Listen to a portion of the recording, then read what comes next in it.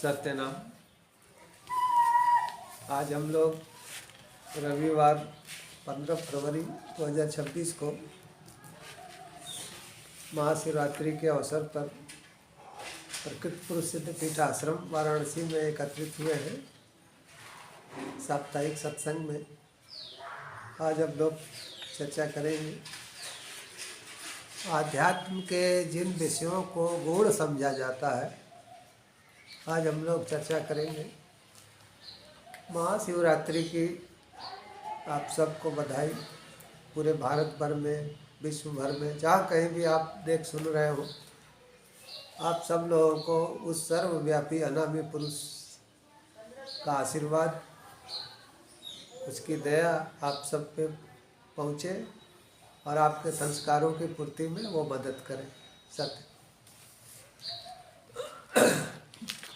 महाशिवरात्रि पे हम लोग भगवान शिव की आराधना करते हैं, उनके परिवार की आराधना करते हैं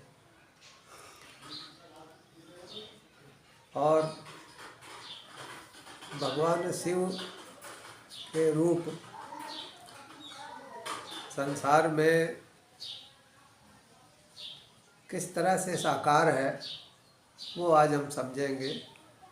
सामान्यतः लोग समझते हैं कि हम मंदिरों में शिवलिंग का दर्शन करते हैं, वही भगवान शिव का साकार रूप है, लेकिन ऐसा नहीं है। देखिए, रामचरितमानस बालकांड श्लोक 2। भवानी शंकरो वंदे श्रद्धा विश्वास रूपिणो याभ्यां विना न पश्यन्ति सिद्धा स्वान्ता स्थमीश्वरम। इसमें कहा गया है कि बिना भवानी और शंकर की वंदना किए आप भगवान को देख नहीं सकते हैं। है तो अपने ही भीतर, लेकिन आप देख नहीं सकते हैं।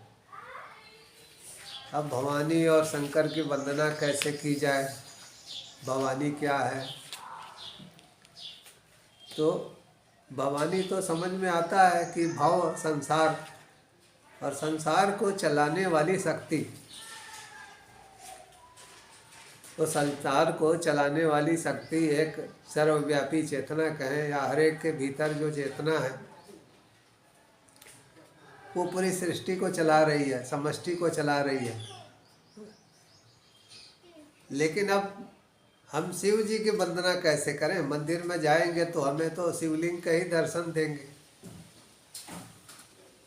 तो रामचरितमानस में ही कहा गया है, शास्त्रों से ही उद्धृत की जा रही है वाणियाँ।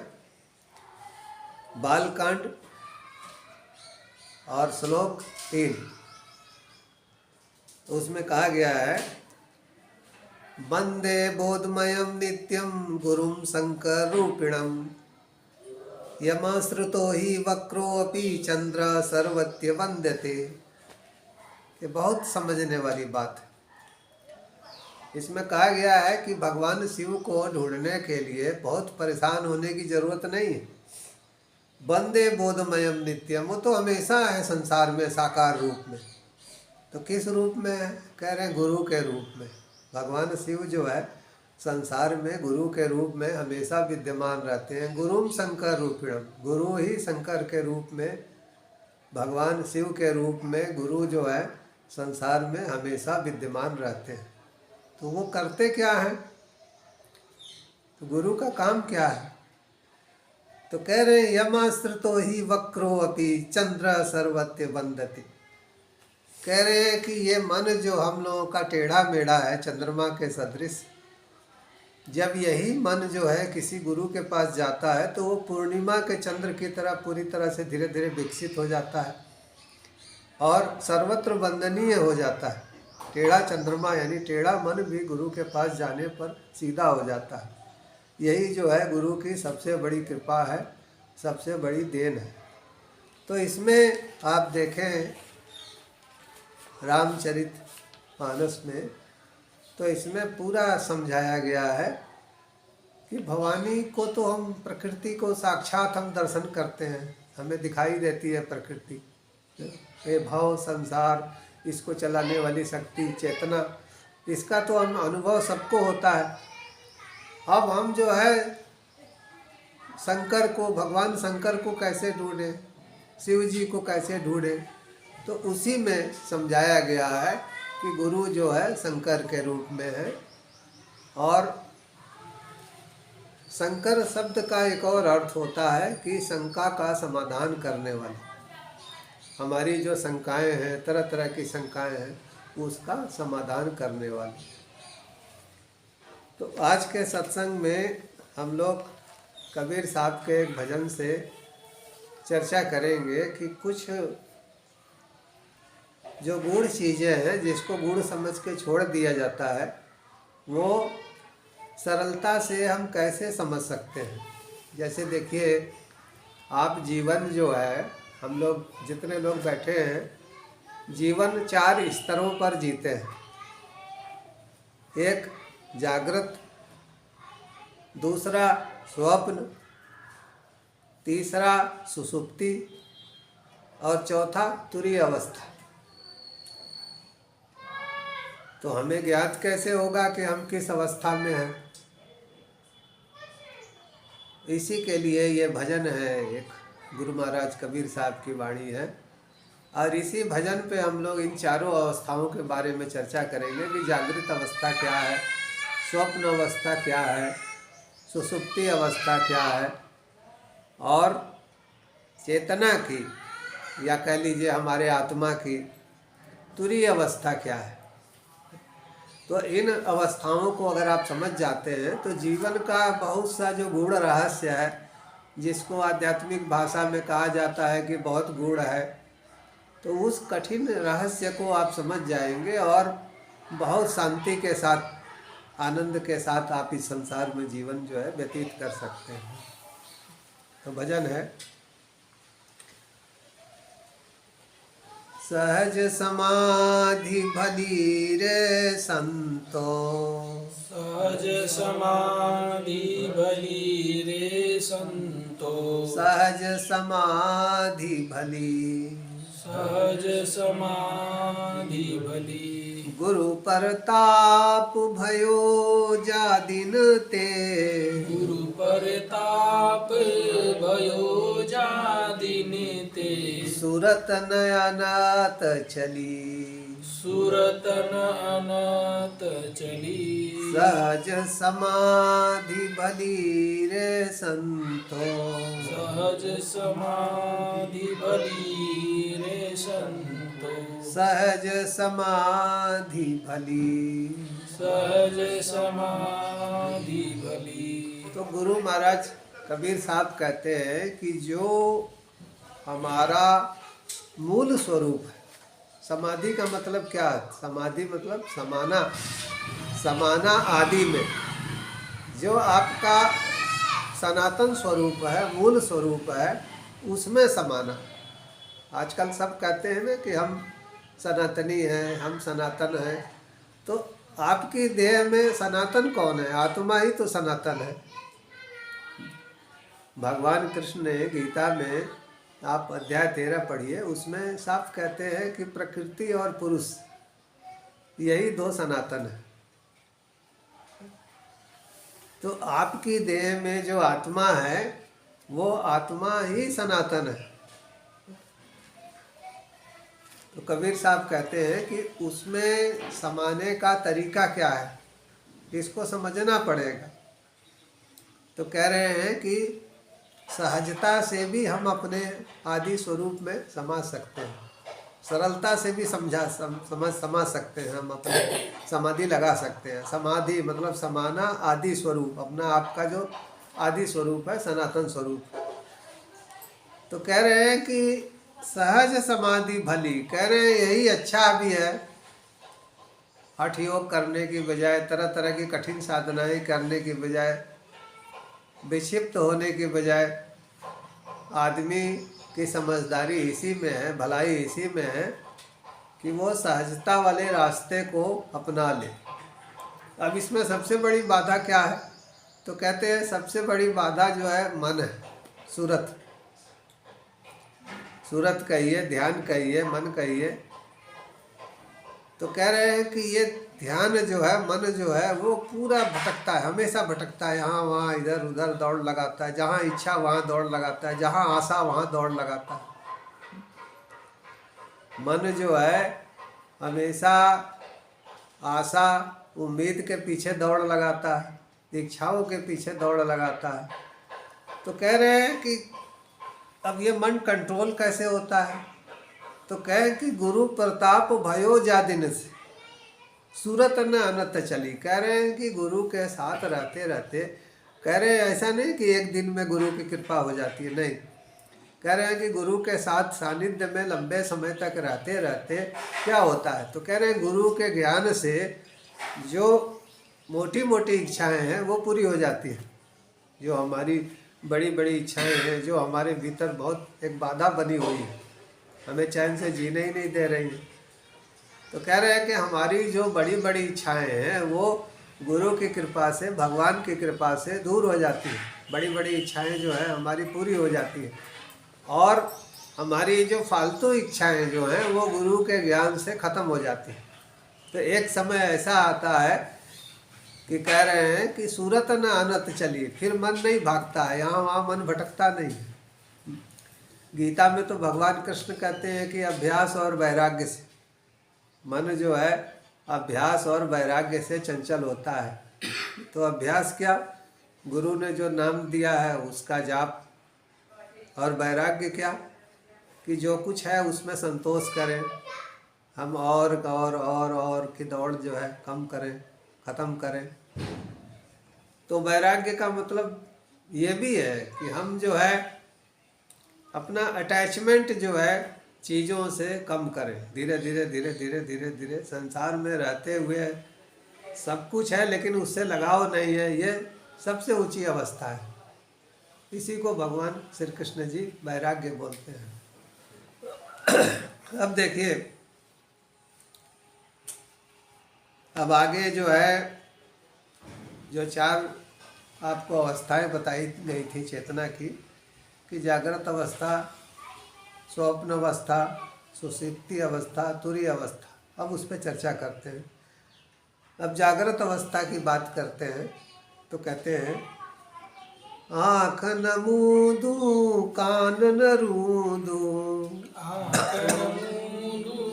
कान रूदू, काया कष्ट न धारू, काया कष्ट न धारू, उघरे नयन से साहब देखूं, उघरे नयन से साहब देखूं, सुंदर रूप निहारू, सुंदर रूप निहारू, रे बाबा सहज समाधि भली, रे बाबा सहज समाधि भली।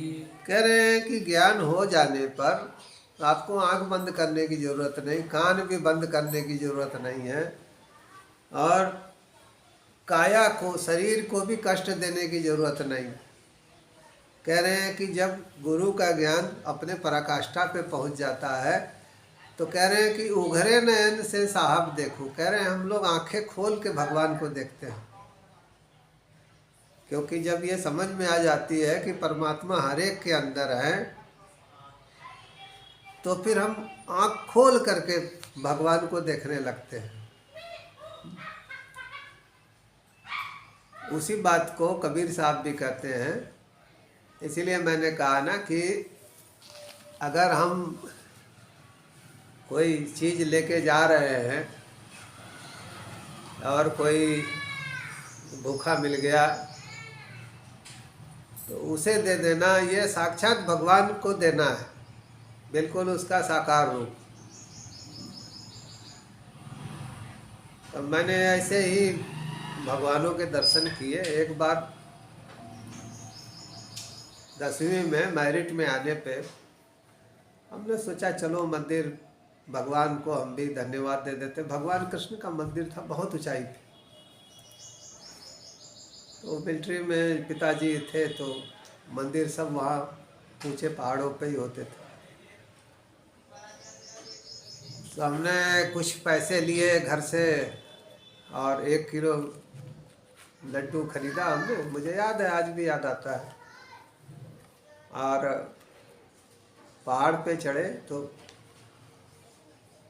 कुछ दूर मंदिर रह गया था, दिखाई देने लगा था। बहुत तेज बारिश हो रही थी, भीग गए थे। पता नहीं कहाँ से ऐसे अचानक सामने जो है एक बूढ़ी स्त्री आ गई। आज भी हमको याद आता है, सफ़ेद कपड़े, उसके हाथ में लाठी थी। वो बिल्कुल सामने खड़ी, रास्ता वही। तो मैंने देखा उसकी तरफ, तो उसने कहा, बाबू मैं कई दिन से भूखी हूँ, मैंने कई दिन से खाना नहीं खाया। तो हमने उसके हाथ, उसको सोचा भी नहीं, हमने अपने आप ही हाथ उठे और मैंने उसके हाथ में रख दिया। चुपचाप घर चला आया। घर वाले डांटने लगे कि प्रसाद क्यों नहीं लाए, सब पुजारी को दे दिए। तो वो सोचते थे पुजारी ने सब रख लिया होगा प्रसाद। लेकिन आज भी मुझे खुशी होती है कि इंसान में और मूर्ति में अगर एक को चुनना हो तो इंसान को चुनना चाहिए। इसलिए मैं समझाता हूँ कि कहीं बहुत भीड़ है, आप दर्शन नहीं कर पा रहे हैं, आप कोई चीज़ चढ़ा नहीं पा रहे हैं, तो किसी भूखे नंगे को खिला दीजिए।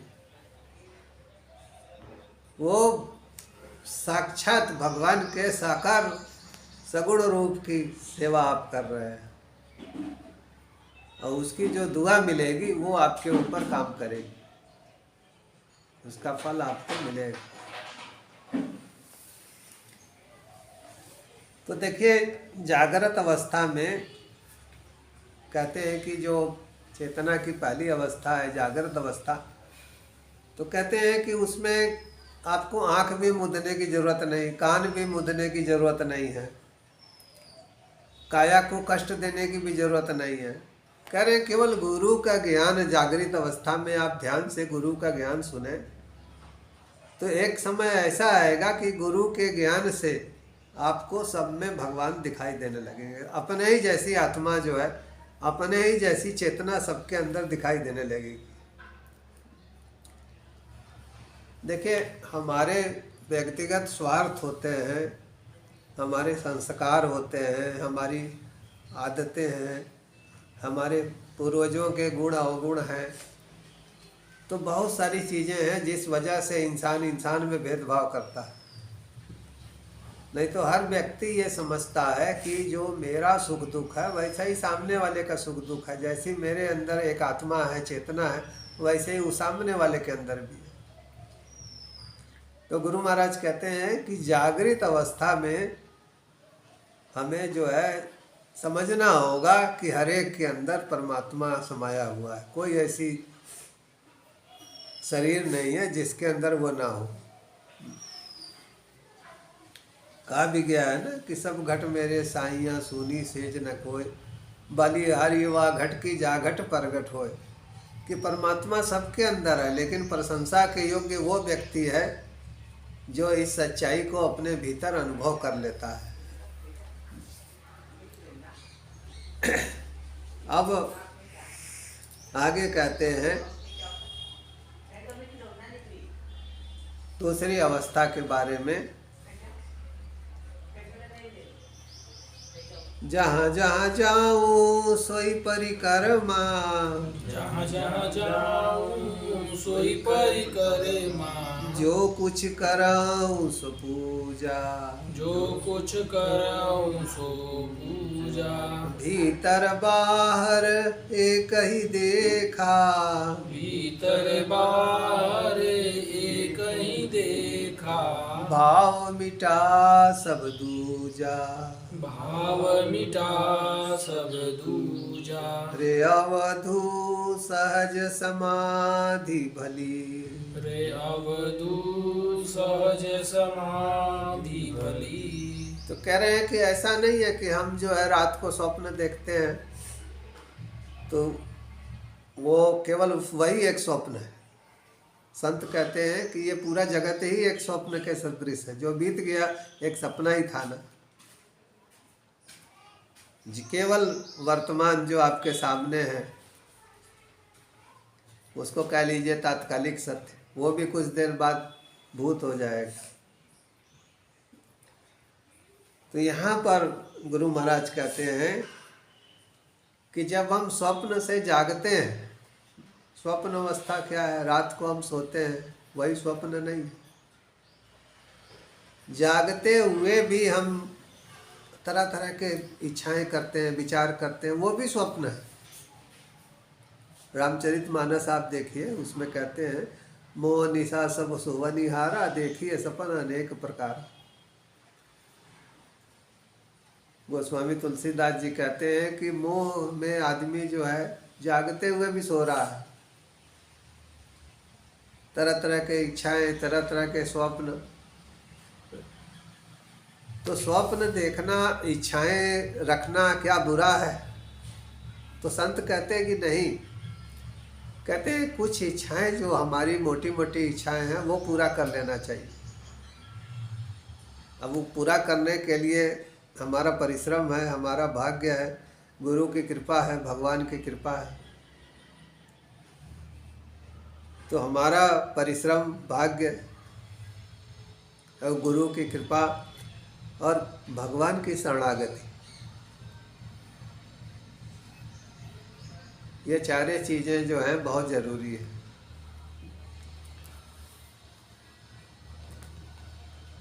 तो कह रहे हैं कि जब इस अवस्था में इंसान पहुंच जाता है कि सब में अपने को ही देखने लगता है।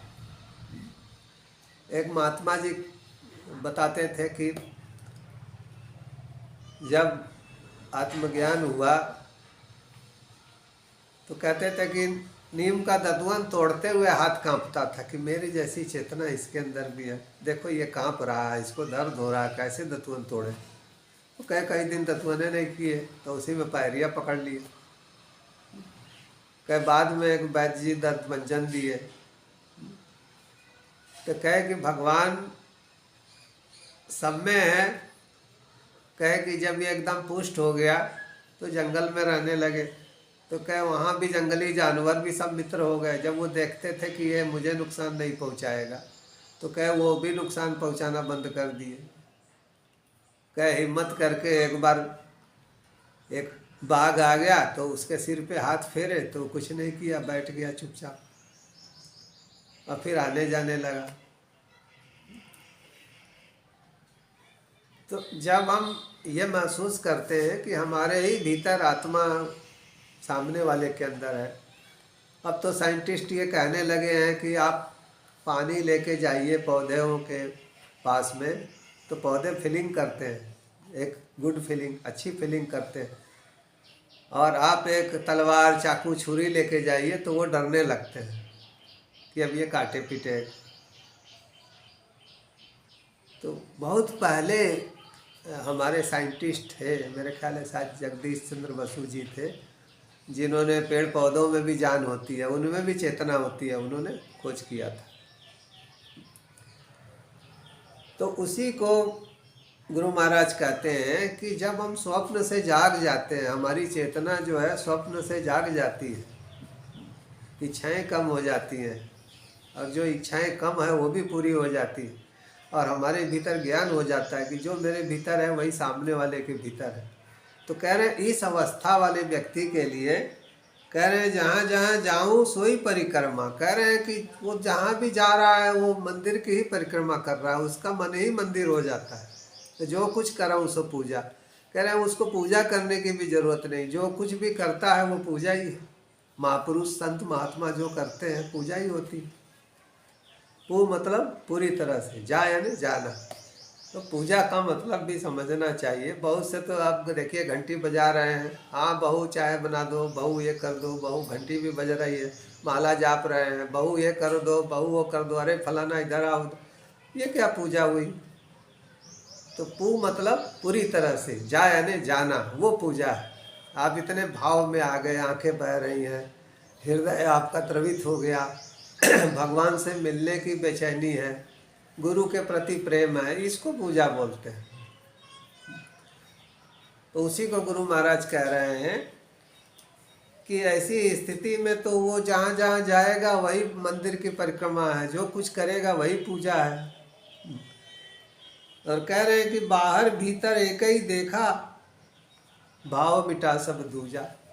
कह रहे हैं दूजे का भाव तो तभी रहता है ना जब वो अपने को भिन्न समझता है, दूसरे सामने वाले को भिन्न समझेगा।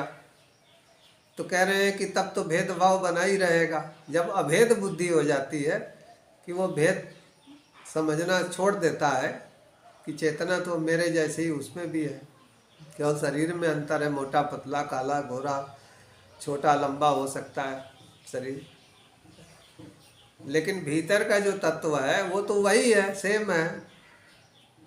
तो कह रहे हैं कि तब जो है सारा भेद जो है मिट जाता है।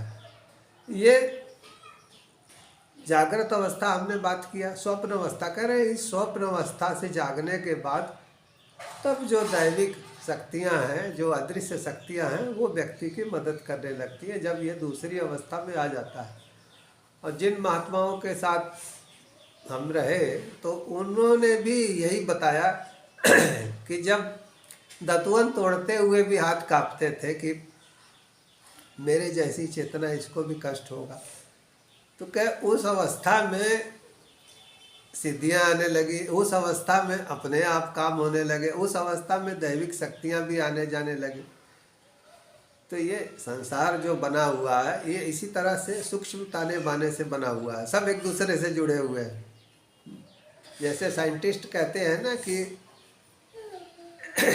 एक जो पार्टिकल है, पार्टिकल यानी कण, एक छोटा सा कण जो है गति करता है और अरबों किलोमीटर दूर दूसरे पार्टिकल को भी गति करा रहा है। वो यहाँ गति कर रहा है और उसके गति करने से वो वहाँ गति कर रहा है। तो वो कहते हैं कि ये कण आपस में इंटरकनेक्टेड है।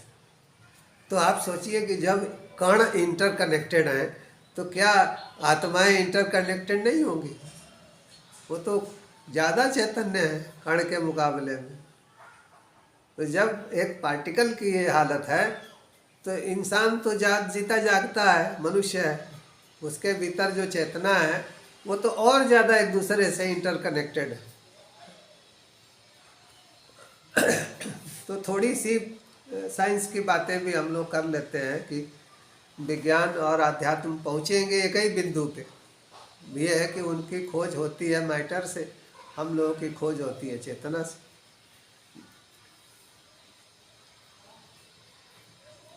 आगे कहते हैं, अब आगे बात करते हैं सुसुप्ति अवस्था। जागृत स्वप्न की हमने बात कर लिया, सुसुप्ति अवस्था की बात करते हैं। अंत में तुरीय अवस्था की बात उन्होंने किया है। शब्द निरंतर मनवाराता, शब्द निरंतर मनवाराता, मलिन वासना त्यागी, मलिन वासना त्यागी, सोवत जागत कबहु न बिसरे, सोवत जागत कबहु न बिसरे, ऐसन ताली लागी, ऐसन ताली लागी, रे संतो सहज समाधि भली, वे संतो सहज समाधि भली। कह रहे हैं कि आप सो रहे हैं सुसुप्ति की अवस्था में, चेतना की अवस्था है ना। जैसे हम लोग जाग रहे हैं, फिर हम लोग सोते हैं तो स्वप्न देखते हैं, फिर गहरी नींद में चले जाते हैं। तो कह रहे हैं कि जब आप गहरी नींद से रात को कभी जागते हैं तो आपको भगवान की आवाज़ें भी सुनाई देती हैं। शब्द निरंतर मनवाराता, कह रहे हैं कि मन जो है उस नाद को सुनने लगता है जिसके साथ गुरु ने परिचय कराया है। अगर आप कोई कान बंद किए हैं या कुछ बाहरी आवाज़ें डिस्टर्ब ना करें या गमछा भी लपेटे हुए हैं तो भी वो शब्द आपको सुनाई देगा। तो कह रहे हैं कि शब्द निरंतर मनवा राता, मलिन वासना त्यागी। कह रहे हैं कि मन जो है खराब सोचता है, खराब काम करने के बारे में सोचता है, खराब इच्छाएं होती हैं, बुरी आदतें होती हैं, बुरे विचार होते हैं। कह रहे हैं ये सब छूटने लगते हैं जब शब्द जो है चेतना को अपनी तरफ खींचता है, तो वो चेतना जो है बुराइयों से दूर होने लगती है। कह रहे हैं कि शब्द निरंतर मनवा राता, मलिन वासना त्यागी। कह रहे हैं कि मन जब शब्द को सुनने लगता है और चेतना जो है वो शब्द की तरफ खींचने लगती है, तो बहुत सी बुरी आदतें, बुरे विचार सब छूट जाते हैं। तब आगे होता क्या है, तो सोवत जागत कबहू न बिसरे ईसन ताली लागी। कह रहे हैं तब साधु की ऐसी स्थिति हो जाती है कि वो सोता है या जागता है, एक योग निद्रा चलती है। और कहते हैं कि उस योग निद्रा में नाम को वो कभी नहीं भूलता है।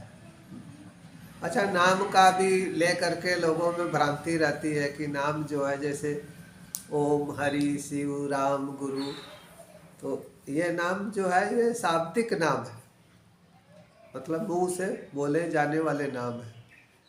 वास्तव में नाम जो है दीक्षा के साल 2 साल बाद जब भीतर भगवान की आवाज़ खींचती है, तब समझ में आता है कि नाम जो है वो चेतना की एक आवाज़ है, परम चेतना की एक आवाज़ है। और ये जो नाम जो है ये तो सांसारिक नाम है, राम, ओम, हरि, शिव, गुरु, ये जितने हैं ये सांसारिक नाम है मन को एकाग्र करने के लिए। वास्तव में नाम की पहचान तब होती है जब चेतना के अंदर हम डूबे रहते हैं और परम चेतना की हमें आवाज़ सुनाई देती है, तब हमें समझ में आता है कि नाम क्या है। भाई अब जैसे हम बोलते हैं राम राम, तो राम कौन है, अब उसके अर्थ पे जाएंगे तो शरीर में रमने वाला राम है। अब शरीर में रमने वाला कौन है, तो शरीर में रमने वाली चेतना है। और चेतना के नज़दीक ले जाने वाला कौन है, तो चेतना के नज़दीक ले जाने वाला शब्द है। तो शब्द कहाँ से आता है, चेतना से। और प्रकाश कहाँ से आता है, चेतना से। इसलिए कहा गया है ना कि चेतना यानी परमात्मा, उसके 2 स्वरूप है, शब्द ब्रह्म, आलोक ब्रह्म। यानी कि जो हमारी आत्मा है या परमात्मा है, उससे शब्द निकलता है, ध्वनि निकलती है, और उससे जो है वो प्रकाशमय भी है। उससे नाद भी, अनाद नाद भी निकलता है, अहर्निश, और वो ज्योति स्वरूप भी है। इसलिए कुछ लोग जो है अपनी चेतना को ज्योति स्वरूप में देखते हैं, मन को एकाग्र करके, और कुछ जो है नाद के रूप में सुनते हैं, और कुछ दोनों स्वरूपों में जो है सुनते हैं और देखते हैं।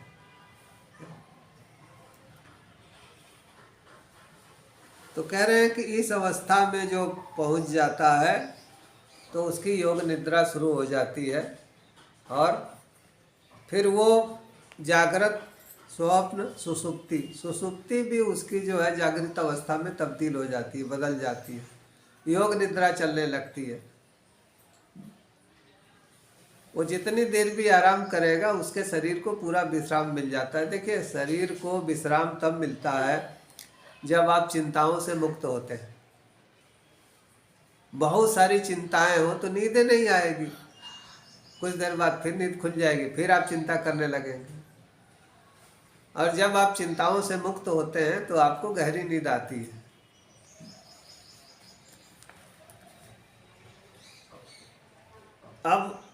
आगे आखिर में हमने जागृत स्वप्न सुसुप्ति की बात किया, फिर लास्ट में तुरीय अवस्था की बात करते हैं, आखिर में कहते हैं कहत कबीर यह उन्मनि रहनी, कहत कबीर यह उन्मन रहनी, सोई परगट कर गाई, सोई परगट कर गाई, सुख दुख तेइक परे परम सुख, सुख दुख ते एक परे परम सुख, ता सुख रहल समाई, ता सुख रहल समाई, कहत कबीर यह उन्मनि रहनी, कहत कबीर यह उन्मनि रहनी, सोई परगट कर गाई, सोई परगट कर गाई, सुख दुख तेइक परे परम सुख, सुख दुख ते एक परे परम सुख, ता सुख रहल समाई,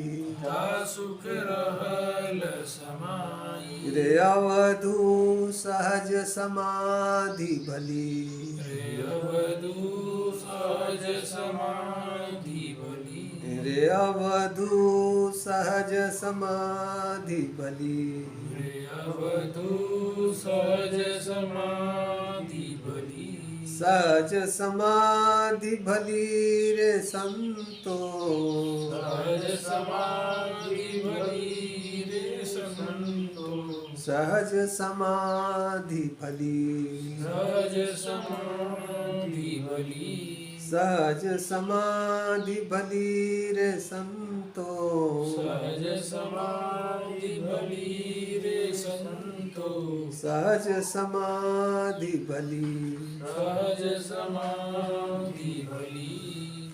देखिए, कहे कबीर यह उन्मनि रहनी सोई परगट कर गाई, इसको समझ लीजिए कि उन्मनि है क्या। उन्मन देखिए, एक होता है गुरुमुख, एक होता है मनमुख, और एक होता है गुरुमुख, और तीसरी अवस्था है उन्मुख। मनमुख यानी जो मन में आया या जो सुना है उसके अनुसार कर रहा है, जो मन में समझ में आ रहा है अपना कर रहा है, वो मनमुख हो गया। या जो विचार उसने सुने हैं, जो आदतें हैं उसके अनुसार कर रहा है, मनमुख हो गया। गुरुमुख, गुरु से ज्ञान मिलता है, उस ज्ञान के अनुसार अच्छा करता है, ये गुरुमुख हो गया। और साधना जब आगे बढ़ती है तो सब ईश्वर पे छोड़ देता है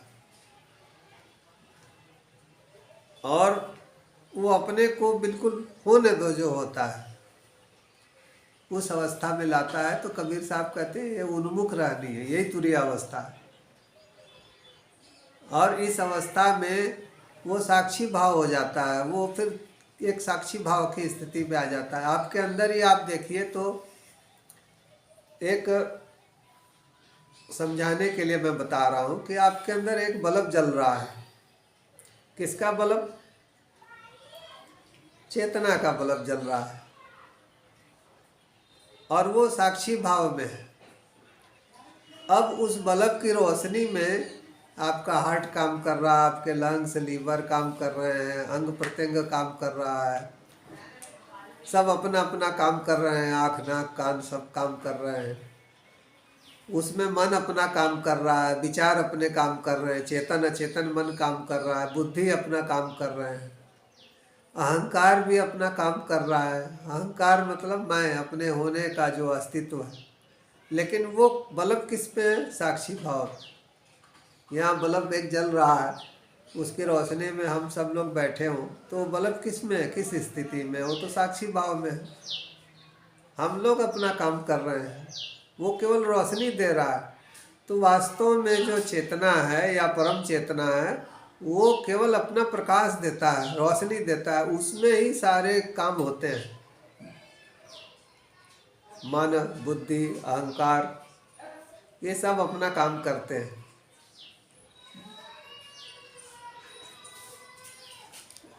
तो कहते हैं कि सुख दुख ते इक परे परम सुख ता सुख रहल समाई। कबीर साहब कहते हैं कि संसार में सुख भी है दुख भी है, लेकिन परम सुख तब मिलता है जब हम समर्पित हो जाते हैं, अपने को ईश्वर के आगे समर्पित कर देते हैं। ईश्वर प्रणिधान जिसको बोलते हैं,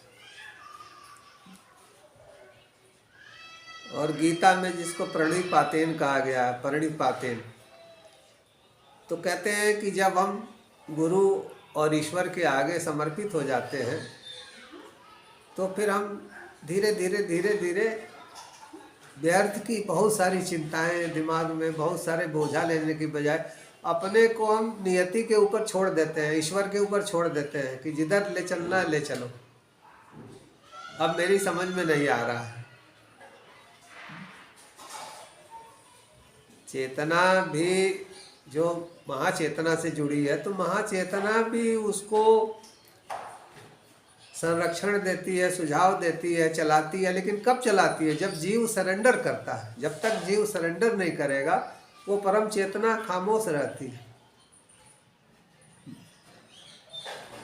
लेकिन जैसे ही आप समर्पित होते हैं, सरेंडर करते हैं, वो परम चेतना अपना काम करने लगती है, सुझाव देने लगती है।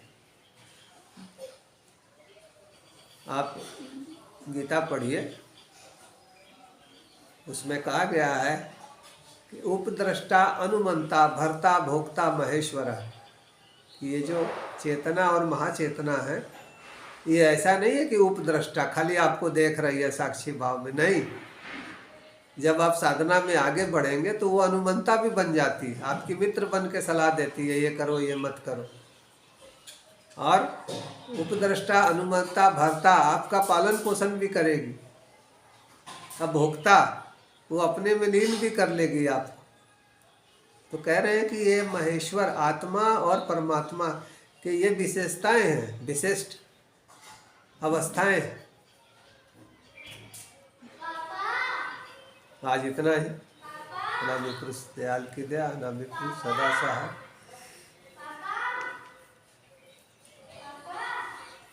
करिए ब्रह्मानंदम परम सुखदम केवलम ज्ञानमूर्ति द्वंद्वातीतम गगन सदृशम तत्त्वमस्यादिलक्षणम एकम नित्यम विमलमचलम सर्वधि साक्षिभूतम भावातीतम त्रिगुणरहितम सद्गुरु त्वं नमामि सद्गुरु त्वं नमामि मानुष भजले गुरु चरणम दुस्तर भव सागर तरणम मानुष भजले गुरु चरणम भव बाधा भव बंधन हरणम मानुष भजले गुरु चरणम असरण को प्रभु ले शरणम मानुष भजले गुरु चरणम एक ओंकार सत्य नाम वाहेगुरु। अनामि पुरुष दयाल की दया, अनामि पुरुष सदा सहाय। सत्य प्रकृति पुरुष सिद्धपीठ आश्रम वाराणसी अपने कुछ बुजुर्ग और वरिष्ठ सत्संगियों को श्रद्धांजलि अर्पित करता है और अनामि पुरुष से प्रार्थना करता है कि उनकी आत्मा को शांति और सद्गति मिले। पिछले कुछ अरसे में हमारे जो